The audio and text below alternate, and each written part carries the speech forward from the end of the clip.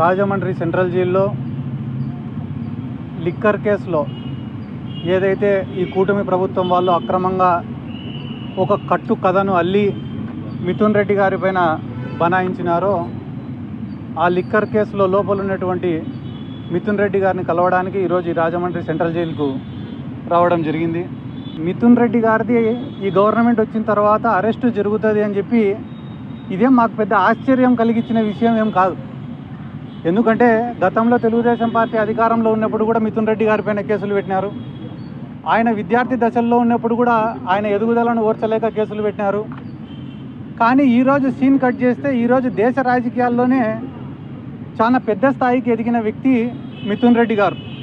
అంటే పొలిటికల్గా కావచ్చు, వ్యాపార రీత్యా కావచ్చు, ఆయనకున్న పలుకుబడి రీత్యా కావచ్చు, ఆయనకున్నటువంటి కాంటాక్ట్స్ రీత్యా కావచ్చు, ఇండివిజువల్గానే చాలా టాల్ పొలిటీషియన్.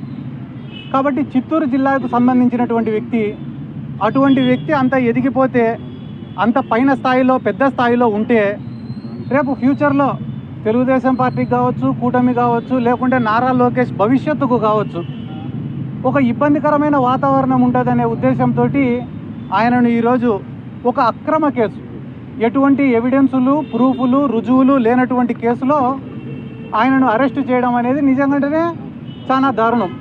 ఒకవేళ మిథున్ రెడ్డి గారు గాన వాళ్ళు ఆరోపిస్తున్నటువంటి ఉద్దేశంలో మంచి వ్యక్తి కాకపోతే ఇంత తెలుగుదేశం పార్టీ గాలిలో, ఇంత కూటమి గాలిలో ఆయన గెలిచింది ఎవరిపైన? మాజీ ముఖ్యమంత్రి, ఉమ్మడి రాష్ట్రానికి మాజీ ముఖ్యమంత్రి అయినటువంటి కిరణ్ కుమార్ రెడ్డి గారి పైన మిథున్ రెడ్డి గారు గెలిచినారు.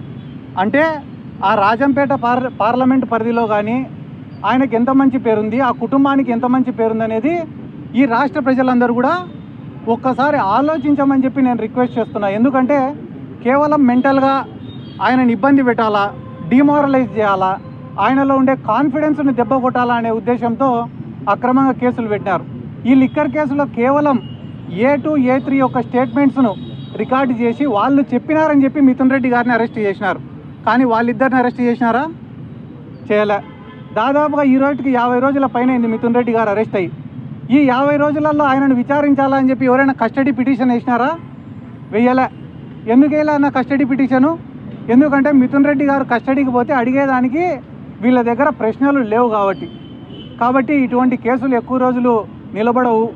ఏదైతే వాళ్ళ కుటుంబం ఒక 30-40 ఏళ్ళ నుంచి సర్వీస్ చేసుకుంటూ వస్తున్నారో, ప్రజలకు సేవ చేసుకుంటూ వస్తున్నారో, అదే వాళ్ళకు శ్రీరామ రక్షగా నిలబడుతుందని చెప్పి ఈ సందర్భంగా నేను మీకు అందరికీ తెలియజేసుకుంటూ, ఈరోజు రాష్ట్రంలో ఏదైతే అబద్ధాలు చెప్పడం, అబద్ధాలపైన రాజకీయం చేయడం, కథలు చెప్పడం, ఆ కథలను ప్రజలను నమ్మించేలా చేయడం అనేది ఒక ఆనవాయితీగా జరుగుతుంది. ఎందుకంటే కానీ ఈరోజు రాష్ట్రంలో 20-30 వేల మంది అమ్మాయిలు మిస్ అయినారన్నారు. దానికి ఆధారం ఉందా? అధికారంలోకి వచ్చినాక ఎవరైనా దాన్ని నిరూపించినారా? ఒక్క మహిళనన్నా తిరిగి తీసుకొచ్చినారా? ఒక్క కంప్లైంట్ అన్న నమోదు చేసినారా? చేయలే. అయిపోయిన తర్వాత లిక్కర్ వల్ల కల్తీ మద్యం దాగి కొన్ని వందల మంది, వేల మంది హాస్పిటలైజ్ అయ్యి చచ్చిపోయినారని చెప్పినారు. ఎక్కడైనా కూడా లిక్కర్ దాగి, కల్తీ మద్యం దాగి చచ్చిపోయినట్టు రుజువులు ఉన్నాయా? ఒక్క రిపోర్టు, మెడికల్ రిపోర్ట్ అన్నది ఇచ్చినారా? దానిపైన కేసు నమోదైందా? సోషల్ మీడియాలో పోస్ట్ పెడితే కేసులు నమోదు చేస్తున్నారే.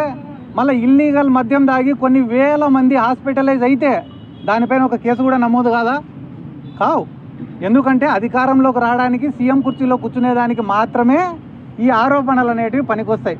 దానికి బెస్ట్ ఉదాహరణ ఏమరా అంటే మా జిల్లాలో ప్రీతిబాయ్ అనే అమ్మాయి, ఆ అమ్మాయి చావుని రాజకీయంగా వాడుకున్నారు. నిన్ననే మన డిప్యూటీ సీఎం గారు కూడా ఏం మాట్లాడినారు సార్? మీకు అందరికి మీడియా వాళ్ళు మీరే చెప్పాలి. ఏం మాట్లాడినాడు ఆయన?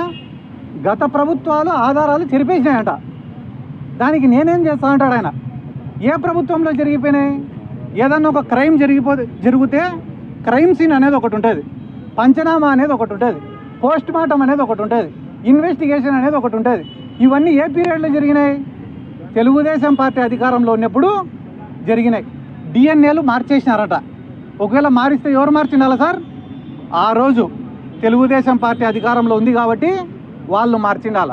పవన్ కళ్యాణ్ గారికి నా యొక్క రిక్వెస్ట్ ఏమంటే, సార్ మీడియా సమక్షంగా మిమ్మల్ని రిక్వెస్ట్ చేస్తున్నా, ప్రీతిబాయ్ మర్డర్ కేసులో వాళ్ళ తల్లి, వాళ్ళ తండ్రి ఆరోపిస్తుండేది ఎవరి గురించో తెలుసా సార్? తెలుగుదేశం పార్టీ నాయకుల గురించి.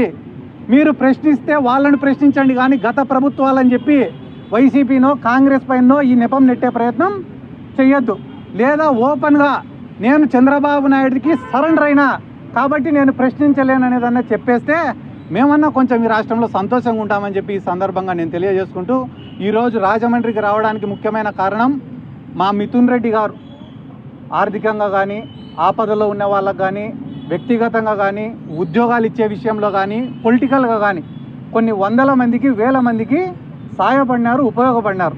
అటువంటి వ్యక్తులకు, పార్టీ కోసం అంత కష్టం చేసినటువంటి వ్యక్తులకు, జగన్మోహన్ రెడ్డి గారికి అంత నమ్మకంగా నిలబడిన వ్యక్తులకు, అంటే కష్టాలలో అధికారంలో ఉన్నప్పుడు అన్ని వేళలా కూడా అండగా ఉన్నటువంటి వ్యక్తులకు మా వంతు మద్దతు ఎప్పుడు ఎల్లప్పుడూ ఉంటుందని తెలియజేయడానికే ఈరోజు ఈ రాజమండ్రికి కూడా రావడం జరిగింది.